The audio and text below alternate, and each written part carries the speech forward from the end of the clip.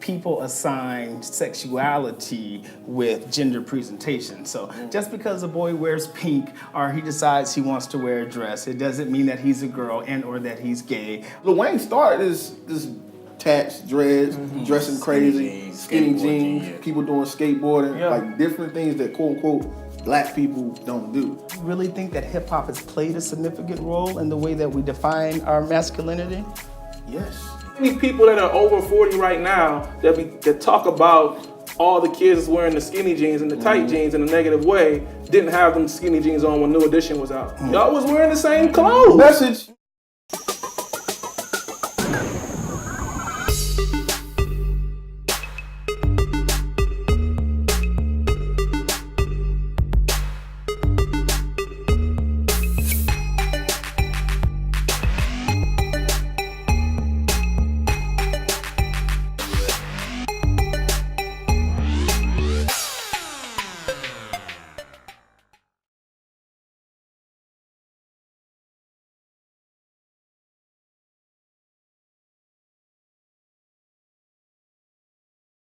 We can promote this gender fluid society, which is fine, and the ownership of how you want to identify, but we also got to look at the reverse. To some, it may be saying, well, okay, well, what is wrong? If I am an alpha male, what's wrong with that? This is who I truly am. Like, the research that's out now, and I think it's important for us to even talk about this because I'm not real familiar with it.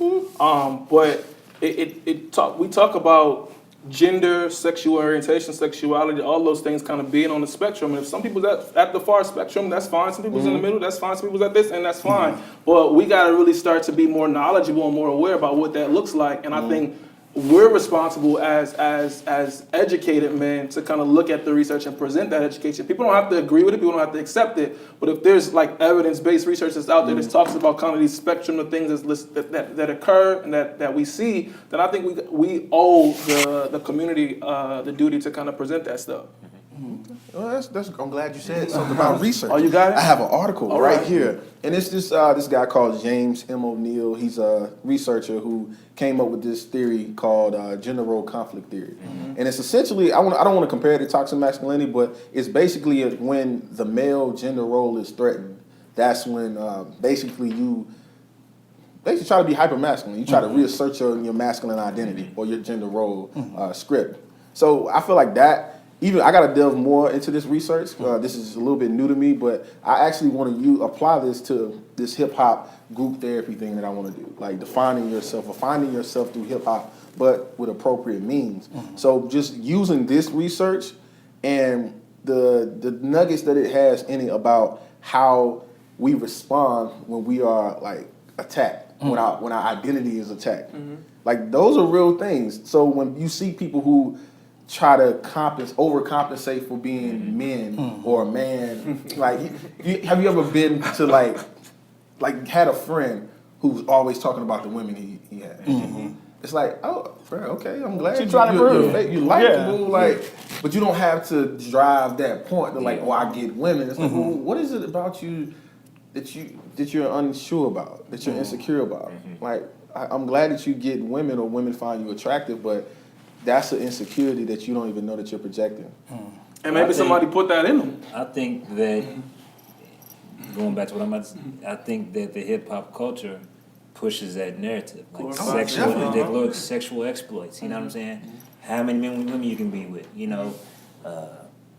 videos, what is constantly being put into our view and our vision, especially young people. On Instagram, all you see is half-naked women, and get thousands of likes, you know what I'm saying? Thousands of likes, millions of likes, you know what I'm saying? Millions, and that makes millions of dollars. If you come out and leak a sex tape, you leak it on purpose. Why? Because folks gonna look at that and be like, wow, dang, he was with her, look at the sex, you know what I'm saying? Millions of views, you know what I'm saying? So that's the narrative that's being pushed. So my question now is does hip-hop have a responsibility to our young boys and girls about how they present what they present, the content they present? And if they do, how can they do that and remain autonomous agents? Because we can't talk about freedom of expression and then we're putting them in a box. Hip hop's already doing it though. Yeah, I'm about to say Everybody now. that's in hip hop is doing what they want to do. They're expressing themselves in the way that they want to express themselves. It's the people that are not in hip hop that are taking their own messages from that, making meaning of that, and then prescribing those norms to other people that are coming up. What's crazy is like I know I was in school and I had just got into the new area, right? So I'm trying to get accustomed to the culture. This lady told me, one of my teachers told me, she was like, well, maybe you should dress a little bit more metro. I was like, what do you mean? It's like maybe you should wear instead of wearing jeans, you wear some khakis that are like a little tight and a sweater, maybe a button-up shirt and a tie. And mind you, I'm new, so I'm wearing jeans and t-shirt. That's just comfortable for me. Right. And maybe it's a reflection of hip hop because I feel like I always say the Bad Boy raised me, so I'm heavily influenced by Bad Boy. Ain't you like 23? I'm 28. Okay. But All right. I grew up on that 90s vibe. So being fashionable or just even our sense of fashion in North Carolina, I always stayed up with those trends. But for her to say that to me, it made me feel some type of way. I'm like, well, why do I have to change how I present myself in order for you to view me more favorably? Right. So that was early on. I'm met with that as soon as I walked through the door. Boom. The way you dress is just not appealing to us. What? This is a part of me. So speaking of that, I feel like that's important as well. Man, hip hop is definitely influencing the behaviors. It's influencing the aspirations, the goals of young people. I've yet to have met. I haven't met one young person who I worked with in the facility that I work in, which is a juvenile detention center, who has come in and said hip hop or music wasn't influencing them. They'll deny and say it's not influencing them, but when I put on the music that they're listening to, and I ask them what kind of vision does this give you, because when we listen to this music, it gives us a vision. It's giving us a vision in our head of what it looks like, what it feels like, in a sense, to have money, to have guns, to have a whole bunch of women around us, and we start to, ruminate on those things. The next thing you know, a lot of them start going out and acting out. They rob people because people in the rap music talking about robbing people. One guy, he was 15 years old. He said, "Yeah, I've slept with 20 women." You know what I'm saying? You know why? The music he's listening to, it glamorizes, it glorifies that type of behavior. You think it's all from the music though? It has to be because it's from the music, it's from the community. Because if you look at it in our community, you're pretty much seeing the same thing. You're seeing the drug dealers in the community. You're hearing about the drug dealers in the music.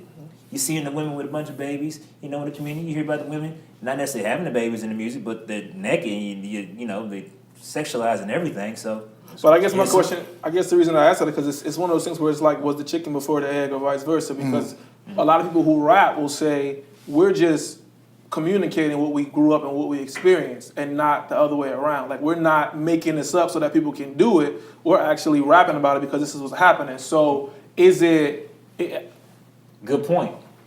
One person who does a good job of transitioning from what they used to do and where they are now is Jay-Z. Okay. Jay-Z doesn't rap about Marcy projects, selling dope, and those type of things anymore. You listen to his latest album, he's talking about, I'm trying to give you the game for $9.99. You know what I'm saying? I'm trying to help you out. What does it mean to be in the community and have all this money and not put it back into your community? You know what I'm saying? That's a great example. And how do most people respond to that album? They hated on. Yeah. And their own people hated on. But then you have individuals like T.I. who comes on and he's rapping about the same type of ignorance that he used to rap about back in the day. You know what I'm saying? With Paper Trail and all of that. He's still rapping about the women, even being in Atlanta and knowing that he goes.